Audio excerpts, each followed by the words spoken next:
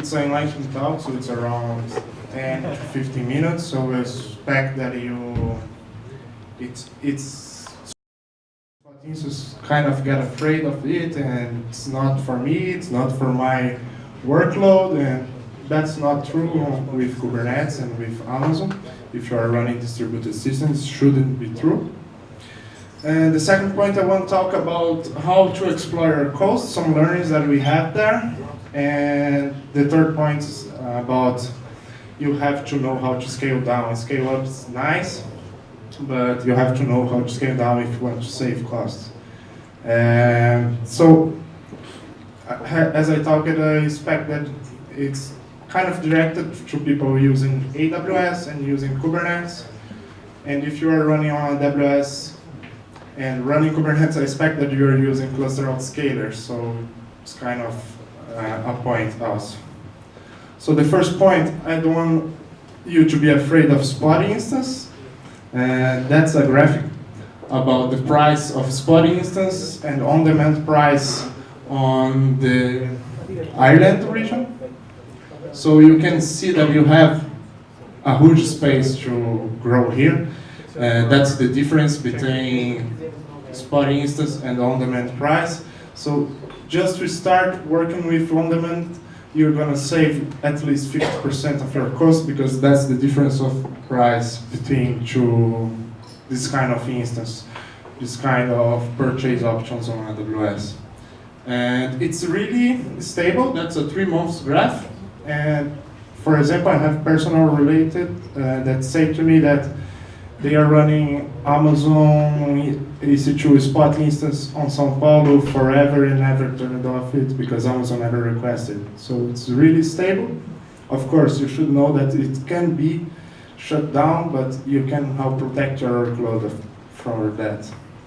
And here I have how easy it is to set up to use a spot instance on AWS if you're running with cluster autoscaler. That's my configuration. If you're running Kubernetes on AWS and with autoscaling, probably you are using a launch configuration. So that's how easy it is. You just have to create a new launch configuration and enable this option. And if you are using Terraform or some kind of infrastructure as code, and I hope that you are, that's even easier. You just have to set up your price on your configuration.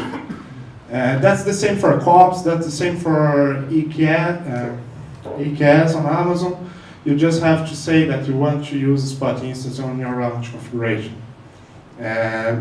Just one huge advice that I want to give for you, one tip, it's install a spot instance nodes handler. We have a lot of solutions for that. That's the one that I'm using, that is on AWS GitHub repository. But you can use it whatever you want. That's a bash script with no more than 100 lines. But just check the Amazon endpoint and see. Amazon, hopefully, Amazon give for us an endpoint that you can check if your instance is going to be shut down. So you just go there and check, and Amazon guarantees to you that they're going to device you with at least 2 minutes. So just go there and run a drain node to remove all your pods into another node, and then it's okay to kill the machine. So it's one advice. The other one that I want to give for you, so really, about spot instance, it's pretty easy, so it's that. And now I want to introduce some other stuff that we are working and looking for, like how to explore your costs on AWS.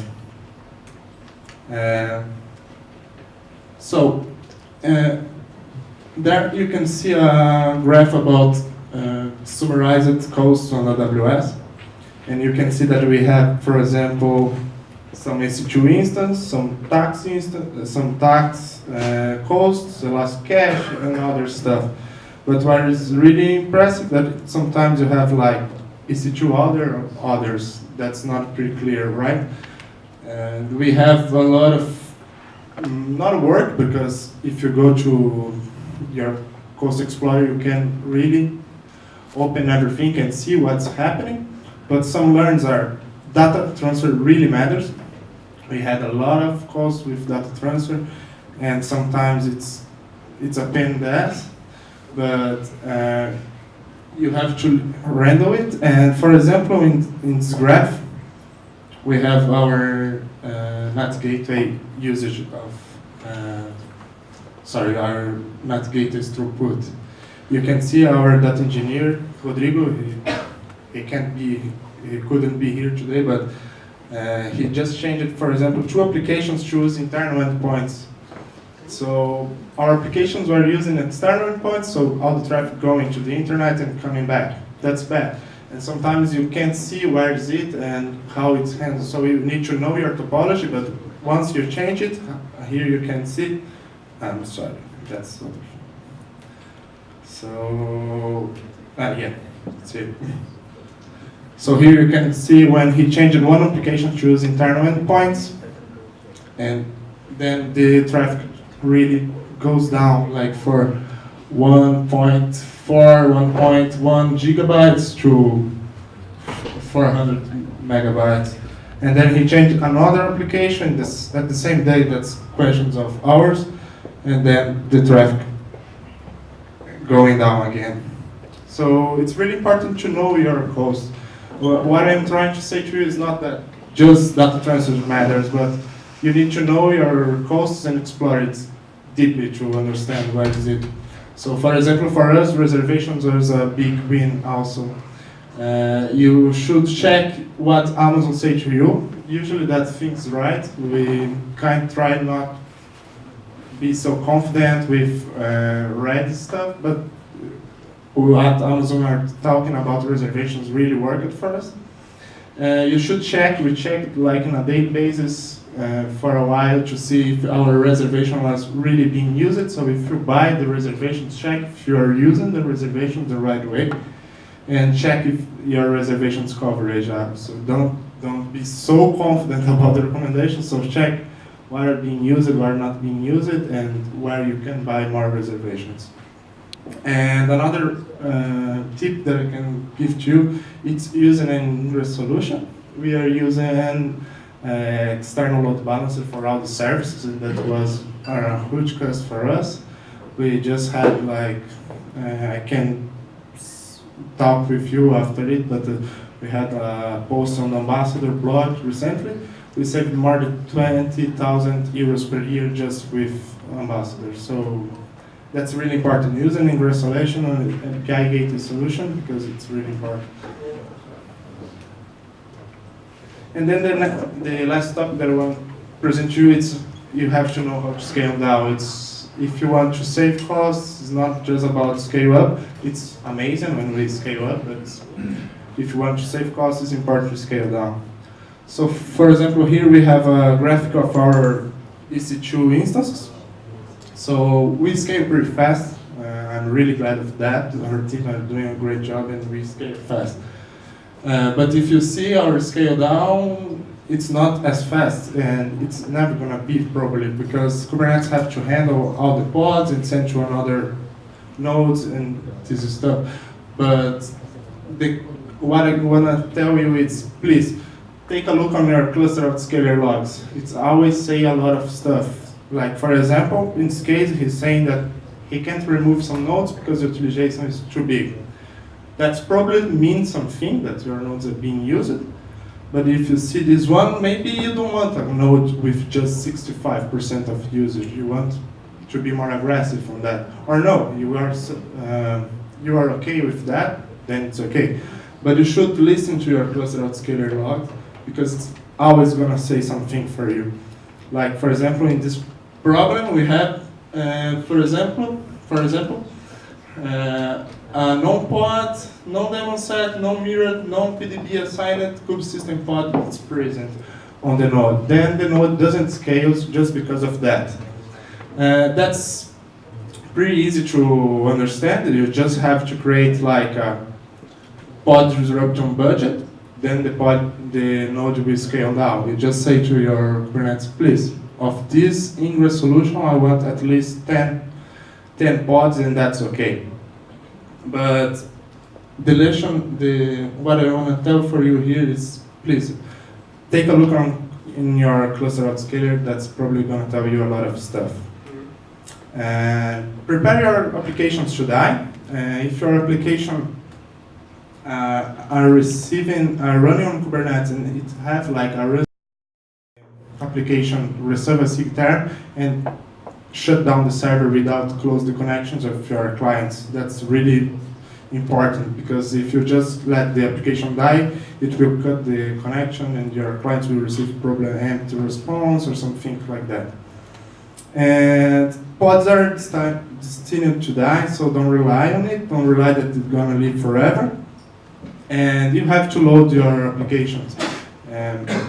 Increment, like load tests, or do fake loads to see where you can trust about the CPU or memory utilization to scale up and scale down. That's the key of this, the secret of the success. You have to know when you should put your applications to scale up or when to put your application to scale down.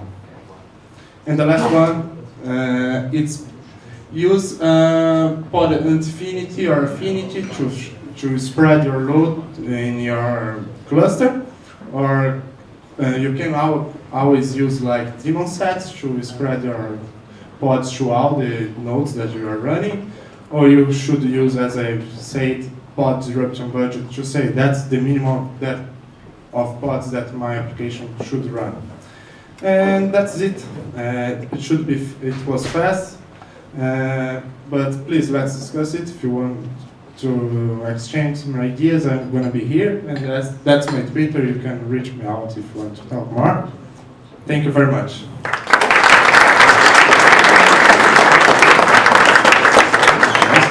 Nice talk, thanks Jonathan. The next one, Shlomo, the stage is yours. I guess there are no words needed. Most of you know Shlomo. He is the replacement for Frank, who's not able to come today. And thanks to Shlomo that he can jump in. Like this. By the way, I have no idea what he wants to talk about.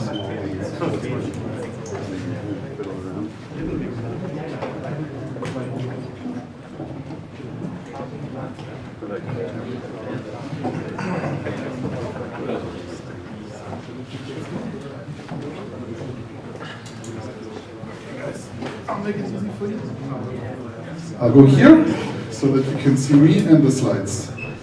So, who does stuff DevOps in his company at work or whatever? Why don't you all raise your hand? Who is trying to convince his company to do DevOps? Okay. Who is already fed up with DevOps? What's to be done with? Okay, so good that you're here. I guess you all have heard one of these. If not, trust me, you will. My most favorite is, are we there yet? Like my children ask in the car, are we there yet? The managers like to ask, when is DevOps done? Why does it take so much time? Why does it cost so much? Why don't you deliver value for the company? Right, DevOps, no value.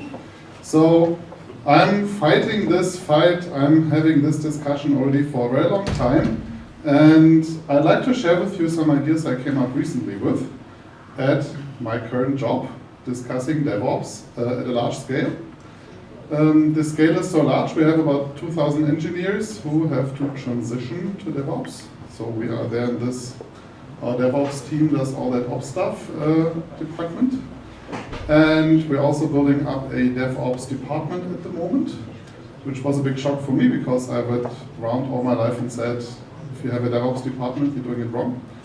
Now I'm part of that. So that's my way of trying to come to terms with selling DevOps to an organization that just needs to be spoon-fed in a certain way. So, little point, what is DevOps? And it's very important to have a good definition for DevOps. If you have the wrong definition for DevOps in your company, all your attempts to sell DevOps, to make it successful, to have the good arguments will fail because you don't have a base for arguments. So for me, the main point about DevOps is actually it's not a technology, it's not a box, it's not a tool. And it's very important that you keep repeating this over and over until everybody understands it. So what is DevOps? For me, DevOps is doing 5 things right. And all these 5 things are between people. And all these 5 things are things that you can actually measure. You can go and create a KPI for that. For example, here, if all people have the same privileges in their tooling, is management speak for everybody has root. And you can measure that. You can check how many people have root. And it doesn't mean everybody has to have root everywhere. It means everybody has to have root for the servers where he feels responsible for, where she gets up at night to fix it. You have to be root in your own domain, and that's when you actually achieve DevOps. And these 5 principles allow you to measure DevOps. And it's very important to remember, DevOps is the result of doing the right thing. DevOps is not a goal in itself. It's always the result of doing the right thing. Under this short link, you will find all my materials. So, with this definition, you can have a lot of successful arguments. Proven, real life proven. It works actually, and managers understand that. Technicians also understand that, but that's always easy. So, I'm not going into detail. I wrote an article in the IX that goes much more into detail, or ask me, or look at one of the videos, whatever you'll find out. All behind this link. Little bit about the big picture. Why is DevOps important? So, to remember, DevOps is something that we have to talk about. Please always talk about cloud platforms. We heard it before, Azure, very good, it's a cloud platform. And why is this important? You have to set the big picture in your company to sell an idea. So there are 2 other things that you need to bring into the big picture. It's people and technology. So the fact is, and that's the nature of all our jobs, we are people. Our job is use technology to create business value. As people, we affect changes on technology. That's our job. If you don't write code, you at least have to enable other people to write code. If you don't do either, what's your value? Ask yourself. Find value. Define value. It helps also with the salary talk. So, what's the equivalent on this level? It's continuous delivery. Continuous delivery is another word for automation. We've seen the talk with in the beginning. YAML files for pipelines, that is cool. Do automation. Do continuous everything. And this is the big picture that puts all this into a nice management compatible view that you can use to explain why you do DevOps, to enable people to effect changes on technology, happening to be a cloud platform, and the combining element is called continuous delivery. That's the story you can tell in the elevator. So, then your boss says, okay, let's create a DevOps department. And then you tell another story. You tell the story how you were once a teenager, and all you wanted to have is a driver's license and a driving school. So you went there, got your driver's license, and eventually you were a happy driver. Everybody done that, right? How many people here have a motorcycle driver's license? So, the motorcycle driver's license is the best model for DevOps I have found so far, after almost 10 years doing that. The reason is very simple. You start out with teams, DevOps, whatever. Then you somehow put them together into a DevOps team, okay. That's the driving school. DevOps team is a driving school. Then something happens to qualify them, and then they're actually engineering teams. And you stop calling them DevOps teams. And that's my way of getting along with the idea that we have now DevOps teams in my company. It's a transitional mode, part of a transition towards a goal where DevOps is the normal. When you drive a car alone, you're fully responsible end to end for everything you do, right? This is DevOps at work. As an engineer, you're responsible end to end. If you hit a tree as a driver, it's your fault. If your service goes down as an engineer, that's your fault. There's nobody else to fix it for you. You pay the penalty if you don't comply with the regulations. You cross a red light, you get a penalty. You forget to apply security patches, you get a penalty. So whatever you do on the driving school level, it works on DevOps too. And when you do stuff on the DevOps level, replace DevOps with driving school and ask yourself if it makes sense. If it doesn't, it's probably a bad idea. And very important, explain everybody. DevOps, driving the car alone, being responsible, that's the goal of the driving school. Okay? So, very simple models, simple picture. You can explain it in an elevator ride. You have the experience as a driver. If you have a motorcycle license, you can tell a story how you're driving alone on the motorcycle, having the driver's teacher in the ear telling you what to do, and you were responsible on live traffic, not to hit a tree, not to cause a crash. That's DevOps teams left to work in the real, getting the full responsibility, what they're doing, and having to survive with live traffic, like a motorcycle driver student. The picture works, it's amazing. I actually was surprised myself by how far this picture works.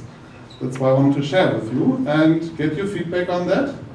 I'd also like to hear your pictures. What works for you? What helps you to explain DevOps and to convince your company not to set up DevOps as a terminal thing, but actually see it as a transitional model? Please. You have been using both car driver's license and motorcycle driver's license. Is that the difference as far as the picture is concerned, or does it matter? The motorcycle driver license is a, so to say, the improvement on the picture, iterative improvement. Because it sits alone. Because it sits alone in live traffic, fully responsible. Yeah. There's no driver's teacher next to you who can push the brake pedal for you. He drives behind you and he'll maybe film you how you crash into the tree. But you do that on your own. You're fully responsible, and that's what you do. When you set up DevOps teams, please use that as a way to onboard teams into being fully responsible. Let them work in the real. Don't set up a sandbox. You don't learn in the sandbox. Yes, please. Yeah, I would say that wouldn't it be more correct to say that the ops are building the cars that the driver's license or getting the license are driving? Very good question. We have this discussion. You have this discussion. Let's build Kubernetes ourselves. Everybody needs to build Kubernetes, right? Wrong. When you go to driving school, you take an off-the-shelf car, sit in it and drive. And that's how your Kubernetes clusters have to behave.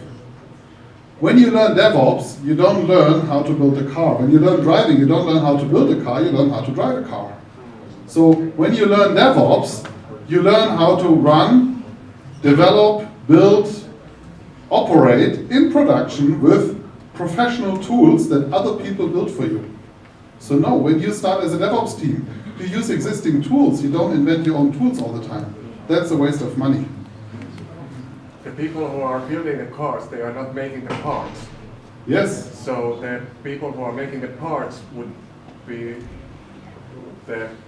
what we are using for tools. So I would say that the operators are making the car parts fit together and be able to use it, but we are not building the whole rims or the motors or stuff like that. We are building the whole cars in operator. But that's the thing. In your car, when you sit as a driving student in your car is made up of mechanical parts that work autonomously. There are no little car-making engineers built into the car that operate the car for you, right? It's fully automated. So the infrastructure that you work on, that you learn how to be professional on, has to be fully automated, including operations. Sorry, the thing is, we have a tradition in this industry that everybody needs to learn how to build everything on their own. This is a nice tradition, and for me as a nerd, I love doing that. For me as a company, this is a huge waste of money. Because learning to build takes time and prevents you from being productive on a higher level. So I believe that, in the case of Kubernetes, it pays if you get a high quality Kubernetes provided by somebody who has nothing else to do in their life and who is already a DevOps professional, if you want, in doing that. You sit in a ready-made car that is already in its 10th generation of being a car. Please. Yeah, I would continue that. That would be more the developer side, because that sounds more like NPM, using NPM packages. You don't know what you're using, you just get them and build that and work that. But Yep. As an operator, as a system engineer, I would say that it's not that. That's system engineer is a little bit different as an operator than the developer that is using just those ready-made building tools. If you're the system engineer, then your job is providing that great Kubernetes solution that everybody will just sit in and drive. Cool. But all your customers, the other teams who learn to be fully responsible for themselves, they don't need to do that. It's your job as a systems engineer. I think the time is up and the pizza is already there. So last picture, we're looking of course for people, shameless plug. You find my contact details everywhere, and if you have more questions or more ideas about DevOps pitching, please talk to me. I'm very interested in this topic. Thank you.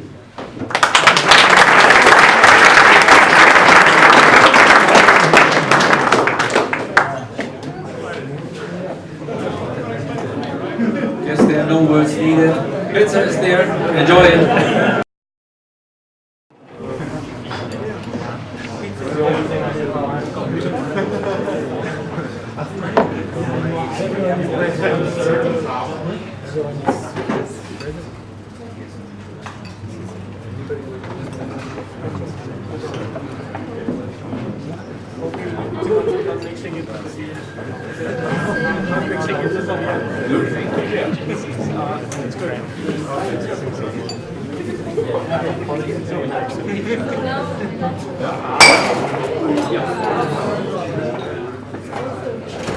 Everyone is awake? Okay, so without any introduction, I'll introduce myself. I'm Jeff Nurek. I work for Travel Audience. We're of course hiring, but I'm not going to waste your time talking about that. Instead, what I'm going to waste your time is talking about something. Before I get into it, though, it needs a bit of a backstory. And so many months ago at Travel Audience, we were looking into how we wanted to store our artifacts. We have Scala repos that build jar files, Python that build pips, and of course Docker images to run in Kubernetes. And so we did some evaluation of all the different tools out there. We eventually came to the decision for Nexus.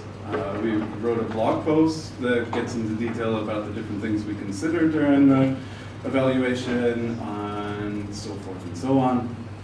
At some point, we decided we want to run Nexus in Kubernetes as well. And we do our hosting provider is Google Cloud.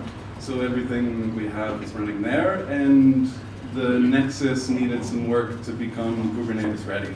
So we spent time working on that, which led to building a extra pod that manages the backup of the persistent volumes, and another pod that manages the OAuth proxy. So all authentication for Docker and just the UI goes through the Google Cloud IAM, and our management of users happens there. And then we have this layer of everything happening. And because this became so useful and just so obvious that if you want to run Nexus in Kubernetes, having these little things make it better, we contributed back up to the official Nexus Helm charts. And yeah, so you can also find in the blog post the repos that are all open source on how it all pieces together.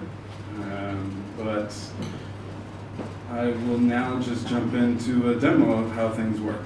Maybe let everyone. And screen that seems large enough. So this is a demo instance that I spun up a day or two ago with the Nexus using the Helm charts. I didn't have the OAuth proxy on it because it's just a demo. And I also didn't even have a persistent volume. So earlier today, as I was preparing for this, and I updated the version in the pod, I lost all the images that I pushed up. So hopefully there's enough data to represent this. And I will show you a bit of the code that went into it.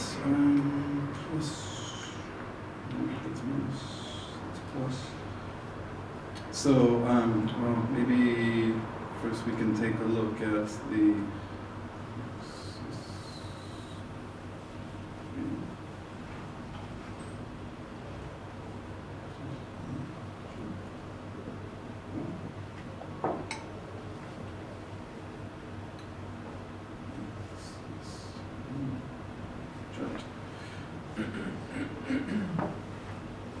So the official Helm chart of Nexus has all the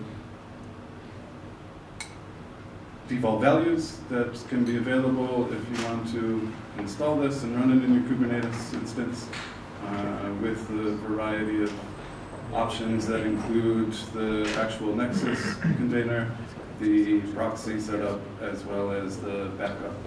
And for the demo, I updated the version because it's not the latest in the Helm charts, and added the URLs so that it's accessible during the demo.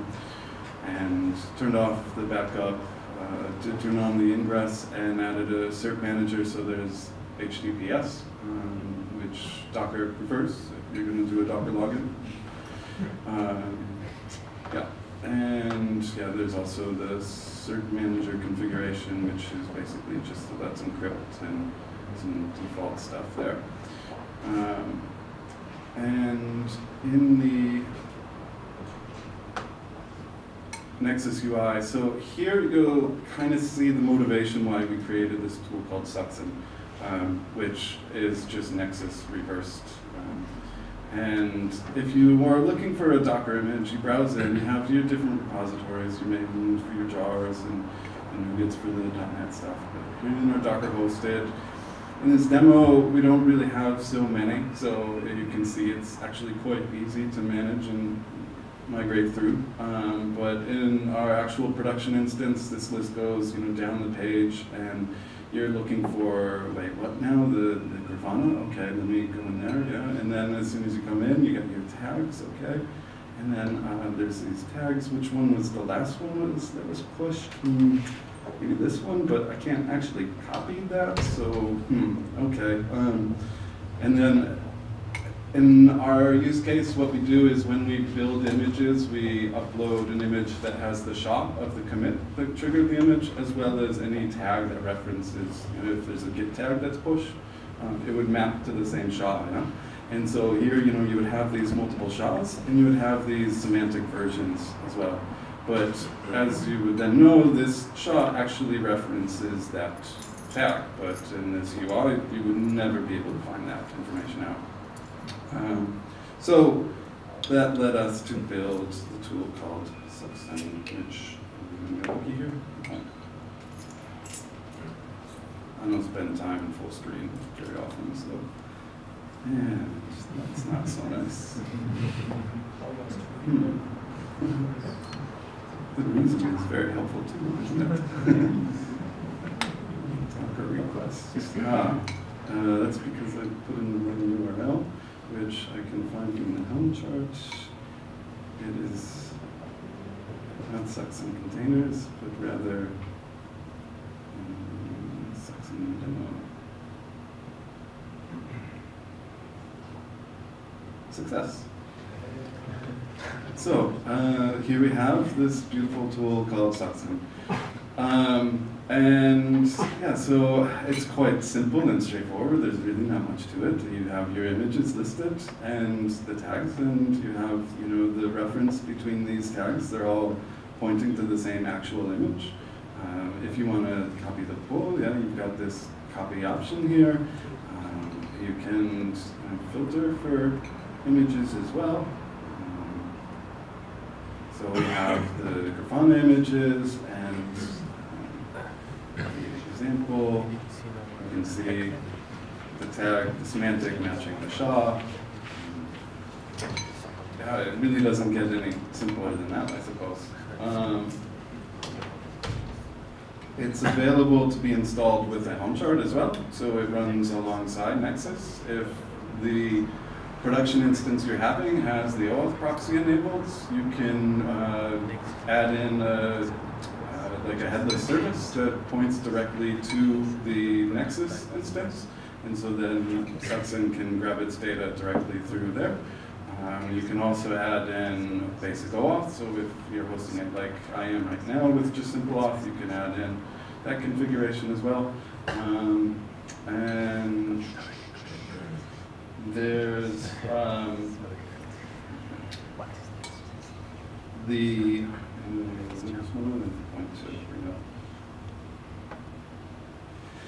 the current setup we have, as you can see these examples, it could be improved on this UI. This is something that we spun up because we had a need, or I found a need for having some better experience, but the actual business value isn't there. So we've open sourced this project, and the idea that not only can you extend this with the Nexus Docker registry, but any Docker registry.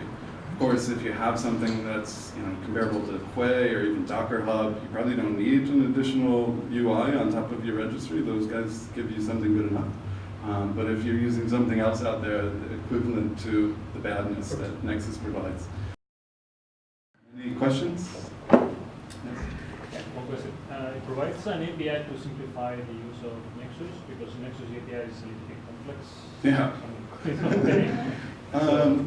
At this point, so the front end is written in JavaScript, and it has a GraphQL endpoint from the backend. So the backend is grabbing the data from Nexus, from the manifest directly, and then providing this GraphQL API. And I don't think I can hit it directly because of the course, but you could configure your Succin to be accessible and produce out this GraphQL data. And if you wanted to extend it to be a REST API, I think that would be very straightforward. The backend itself is written in Go. I think there's like 5 Go files that make up this. It's pretty straightforward. So the backend is the one who speaks with Nexus? Yes, the backend speaks with Nexus and Go. Yeah. And then expose in GraphQL to the Node.js application, right? Exactly, yeah. I think if I do this and explore, that provides the GraphQL, and if I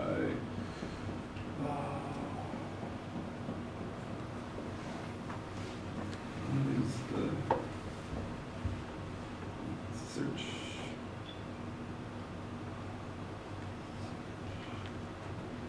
So here's basically the same query that the front end is doing, and there's the data that's provided from the back end. And yeah, so you have the SHAs, and so based on the name, what the simple feature is changing this GraphQL to iterate and group by name, and then group by images later, because then these images all reference the same actual like SHA manifest there. Yep. Anything else? Yeah. When you execute this query, the query goes to the backend directly asks Nexus, and then get the answer and give it to you. So every time it's asking. Exactly. No, GraphQL doesn't cache, and the backend is not configured to cache right now. And that's also why, as soon as you start actually making all these requests, that getting the manifest being slow then becomes a big problem. Yeah. In terms of the scaling issue for production, like how well does it not scale? Like where did you actually start to see some of the lag issues? Well, I haven't built any load testing in, so I can't actually answer that. But that was mostly because as soon as we found it, it was like, hey, let's turn this off.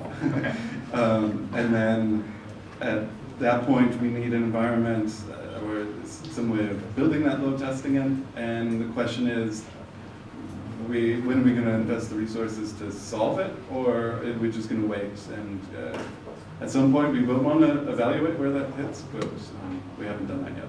Okay, thanks. Yes? We're not using like any public Docker registry. Well, I think the blog post might help answer some of that questions, like why, when we made the evaluation, we chose to. I think the simplest answer is that when we decided to store our artifacts of jars and pips in Nexus, we said, well, if we're going to use a tool for that, then why not put our Docker images there too? It does no extra overhead for doing that. Eventually it became a point where, hey, wait, there is overhead. And going forward, maybe we stop. but it adds extra tooling to remove them and put them in the places, and yeah. I can't answer that question. I didn't make the business choice there. Okay. Thank you.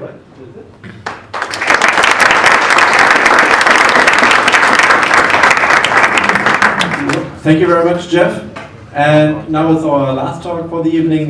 Jason coming right up on stage.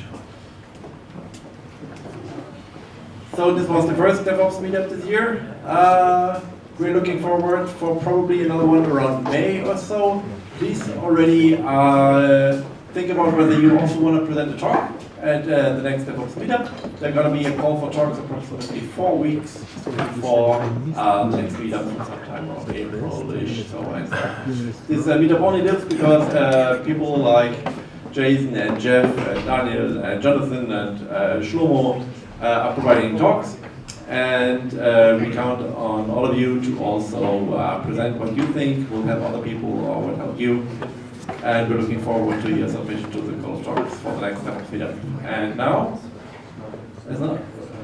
we only need a USB Type-C to HDMI adapter, which is coming right up from Jeff, and then we're good to go.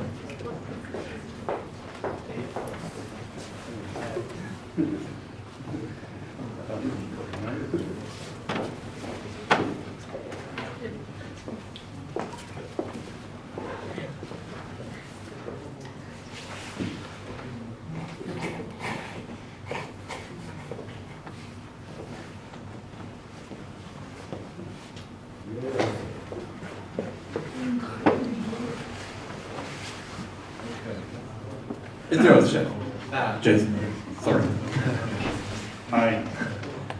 So, start with me. I'm Jason. Had to happen. I'm English, now German. Thanks to my brother and sister who voted Brexit.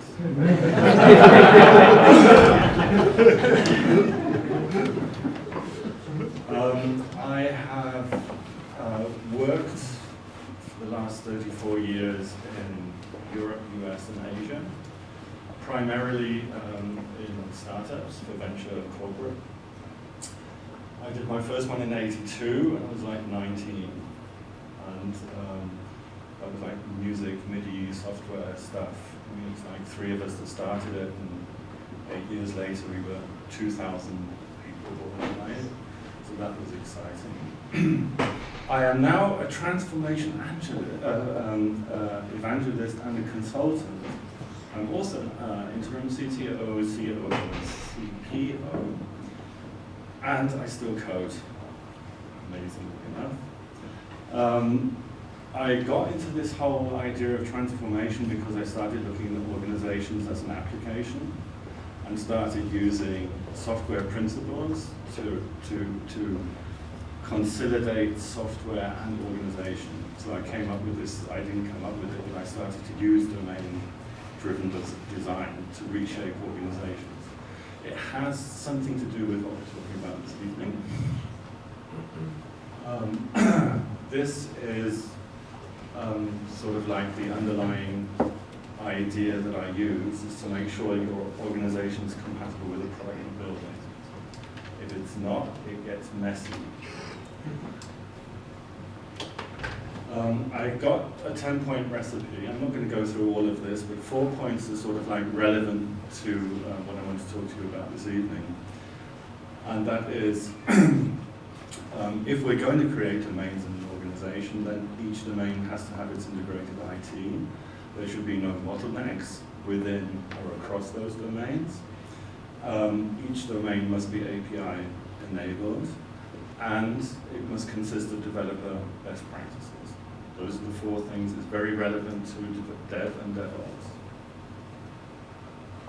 So my hypothesis, DevOps is dead or dying. And I think somebody's talked about the definition of what DevOps is. I found something in Wiki, which is the single point of truth, as we all know. And I sort of I transformed that into something I understand a bit better. And it seems to be a seamless deployment of resilient code and infrastructure is the idea behind it. But that's sort of like reality. It's very much to do with the reality that I know about. So the guy that used to sit in the data center, miles away on a telephone or a ticket, has now been moved into the company and sits in a room down the corridor. Right? And the developers sit together, and the ops guys sit together, but it's still a bottleneck between those two. It's getting more and more fuzzy between this in this release and deploy stuff because of automation. But that's sort of like definitely does stuff like scaling and securing, does some magic as well. Might do CI/CD stuff, definitely infrastructure as a code. You won't find any developers doing that, and mostly he's the guy that gets up in the middle of the night when something goes wrong and proves the next day to the developers that they fucked up.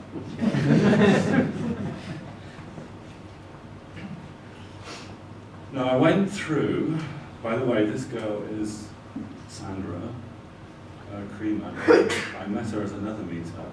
She works for Microsoft and she's a developer evangelist. So she tries out all this new stuff and propagates it to their developer community. But I was looking through job postings for developers in Indeed, just for this evening. And I'd say, rough guess, about 80% of them look something like this. So if you're a developer, this is what we want you to be able to do. You should own the entire life cycle of your code, from the requirements, concept, development, test, deploy, monitor, scale, evolve, the whole lock, stock, and barrel. And if it breaks, you get up and fix it.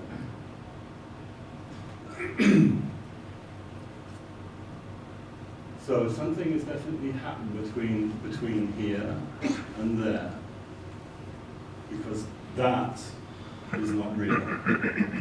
How many developers in Berlin can do this, really? 3 or 4, but everybody wants them to be able to do this.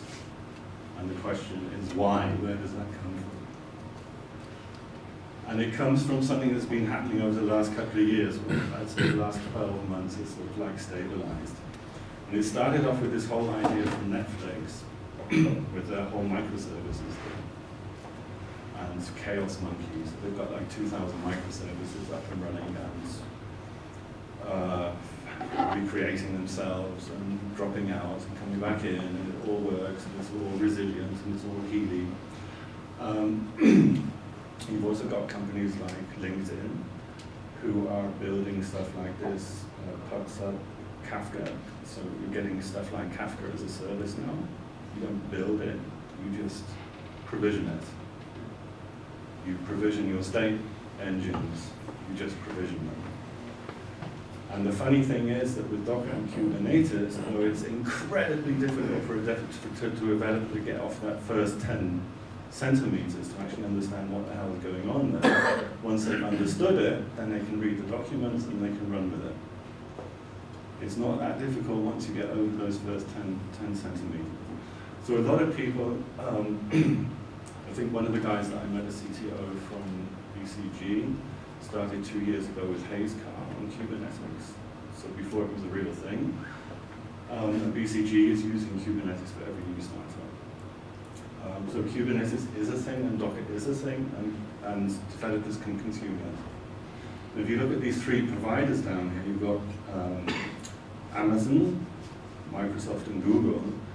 Google is the only is the only one of those 3 that thinks or puts the developer first. So they're incredibly developer-centric. They've understood that they need to be developer-centric. Amazon is still very ops-centric, still plugging 1,000 bits and pieces together and nobody actually knows how it works.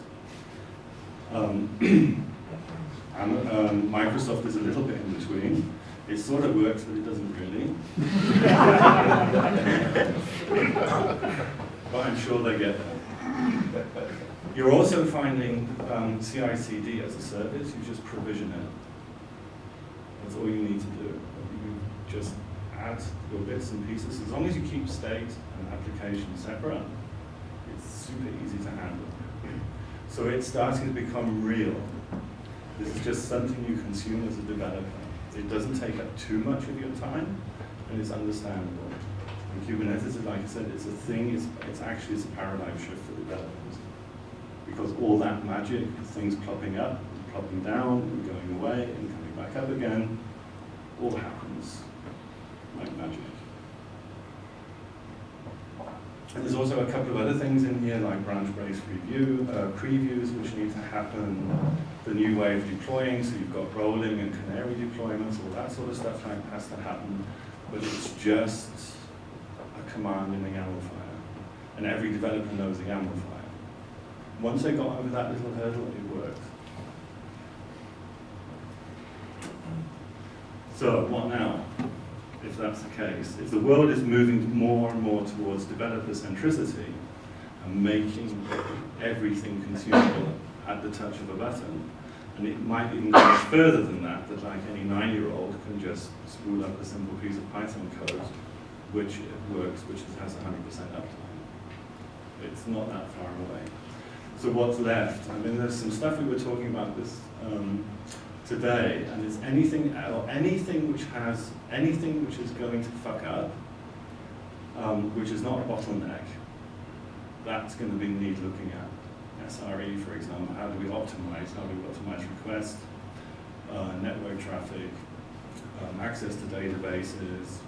How do we deal with database sharding? Does that ever need to happen? Who's going to think of that? It won't be a developer. Who's going to be analyzing where the costs are coming from? That won't be a developer. Security audits, and I would go as far as to say this IAM stuff, so the security access management layer for these cloud services. It's also a thing. Compliance as a code is a thing. So how do we ensure from when somebody generated that code to deployment that quality assurance happened in the right places without having quality management assurance systems getting in the way all the time. Developers need to work, they need to work through, and they need to push their code without having to worry about documentation. So that's a thing. And then the other question is, well, okay, now we've got Kubernetes, who's going to be looking at the next generation of developer-centric tools? What's the next thing then that's going to come? And there's also best practices. What are then the best practices, and what are emerging best practices, and how do we transfer those to the developers and make sure that they're using them? So I think this whole idea of DevOps, and we had that before, was it's a transition thing, but it seems to get stuck. It gets stuck at this guy sitting down the hallway. That's where it's stuck at. But the demand in the market is developers now have to do it all. So how do you get them? Interestingly enough, I came across a guy the other day. He used to, or he not used to, he built the core hardware architecture for CERN, so the Large Hadron Collider. He's DevOps pure, right? He does the hardware and the software and plugging in cables and all that magic stuff. What he's doing is a Kubernetes skill sprint, he calls it. Takes 2 developers, shuts them in a room for 5 days. They choose one component that they have in their infrastructure, and they have to do all the work, so he's pair programming with them. And in those 5 days, they have a production, production deployment of that component with everything that they need. And from that point on, they can run with it. So they can start building new additional components on top of that. And now they have that injected in a developer team. So that seems to be a thing as well, and it works very well.